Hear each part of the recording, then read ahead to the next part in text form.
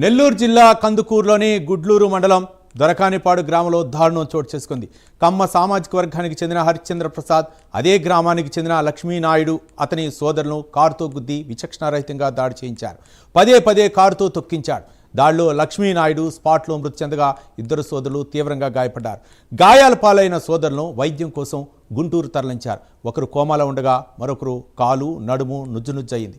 ఈ నేపథ్యంలో కాపు సామాజిక వర్గానికి అండగా నిలిచింది కాపు నాయకులు దాసరి రాము, అమ్మ శ్రీనివాస్, జనసేన నాయకులు ఆమంచి స్వాములు గుంటూరు హాస్పిటల్లో చికిత్స పొందుతున్న బాధితుల్ని పరామర్శించారు. పల్లెటూరులో తిరుమల శెట్టి నాయుడు అనే కుటుంబాన్ని, లక్ష్మీనాయుడు అనే కుటుంబానికి సంబంధించి ఒక కమ్మ సామాజిక వర్గానికి సంబంధించినటువంటి ప్రసాద్ అనే వ్యక్తి దగ్గర ఈ ట్రాక్టర్లు పొక్లైన్ల తాలూకా పనిచేస్తూ ఉండేవాడు. ఈ సందర్భంగా ఏదో ముఖ్యమైన పని అయితే అతని ఫోను ఛార్జీలో లేకపోతే అతని భార్య ఫోన్ నుంచి ఇతను కాల్ చేయడం జరిగింది.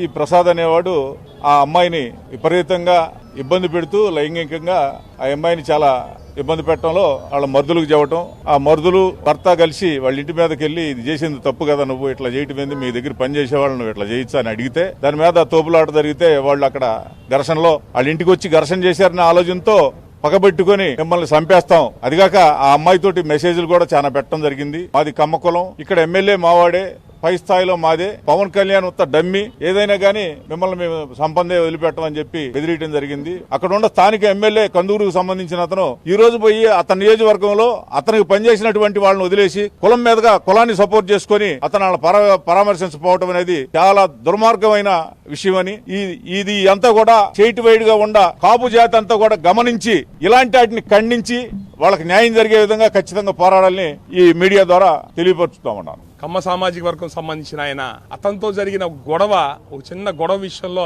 మనసులో పెట్టుకుని వాళ్ళ అన్నదమ్ములు బైక్ మీద వెళ్తుంటే ఫార్చునర్ కారు పెట్టి, ఇది సినిమాల్లో ఎక్కడో సినిమాలో చూస్తుంటాం, ఆ విధంగా ఫార్చునర్ కారుతో గుద్దిచ్చి వాళ్ళ ముగ్గురిని చంపాలని గుద్దిచ్చి కింద పడ్డోళ్ళ మీద మళ్ళీ కారు ఎక్కించి మళ్ళీ వాళ్ళ కుటుంబ సభ్యులు వాళ్ళ నాన్న వాళ్ళందరూ ఫోన్ చేసి ఒక వ్యక్తి అక్కడే చనిపోయాడు, తిరుమల లక్ష్మీనాయుడు. మిగతా ఇద్దరు భార్గవ్, పవన్ అక్కడ చావు బతుకుల మధ్య ఉంటే కుటుంబ సభ్యులు ఫోన్ చేసి వీళ్ళని కూడా చంపేద్దాం, సాక్ష్యం లేకుండా చేద్దామని చెప్పని పిలిపిస్తే వాళ్ళు కత్తులను రాడ్లు తీసుకొని వాళ్ళ నాన్నగారు వాళ్ళ ఇంట్లో వాళ్ళందరూ కూడా వస్తే చుట్టుపక్కల పొలాలలో ఏం జరుగుతుందని చెప్పి పరిగెత్తుకుంటూ వస్తే వాళ్ళని చూసి వెళ్ళిపోయారు. ఇది ఆ వ్యక్తి లక్ష్మీనాయుడు చనిపోయాడు, మిగతా ఇద్దరికి అక్కడ సీరియస్ గా ఉంటే తీసుకొచ్చి గుంటూరులో ఉదయ హాస్పిటల్లో ఇక్కడ చేర్చారు. ఒక అతను కోమాలో నుంచి నిన్న బయటకు వచ్చాడు, కోమాలో నుంచి. ఒక అతనికి నడుముల దగ్గర నుంచి కింద పని చేయట్లేదు. ఇంత దుర్మార్గం, భయానకం మేము ఎక్కడ చూడాల. మిమ్మల్ని ఏర్పాటు చేయడానికి, మిమ్మల్ని నిర్మాణం చేయడానికి మేము కాపులం కావాలా? మీ కమ్మోళ్ళకి, మీ టీడీపీ పార్టీకి ఈ దుర్మార్గానికి పాల్పడ్డోడు, మా కులపోడు, మా పార్టీ ఓడు ఇలాంటివి చూడకుండా నిజాయితీగా చర్యలు తీసుకొని వాడి కఠినమైన శిక్ష పడేటట్టు చేయాలా. లేకపోతే మీరు ఖచ్చితంగా కమ్మ సామాజిక వర్గం, టీడీపీ పార్టీ భారీ మూల్యం. ఒక ముగ్గురిని పాత కక్షలు అనే నేరం చూపిస్తున్నారు, కానీ అక్కడ జరిగిందేదో అందరికీ తెలుసు. అది విచారించాలని ఈ రోజున కందుకూరు ఎమ్మెల్యే గారు కూడా స్పందించకపోవడం చాలా ఆశ్చర్యకరమైన విషయం. అదేవిధంగా ఇక్కడ పెద్దలు చెప్పినట్టుగా వారి కుటుంబానికి 2 కోట్ల రూపాయలు ఎక్స్రేసియా, అదేవిధంగా వాళ్ళకి ఆ భార్యకి కూడా ఆమెకి గవర్నమెంట్ ప్రభుత్వ ఉద్యోగం కూడా ఇవ్వాలని మేము ఈ యొక్క కూటమి తరపున మేమందరం కూడా గెలిపించినందుకు మేము చాలా ఈ రోజున మానసికంగా కుంగిపోతున్నాం. ఇలాంటి ప్రభుత్వం అన్నా మనం గెలిపించింది అని.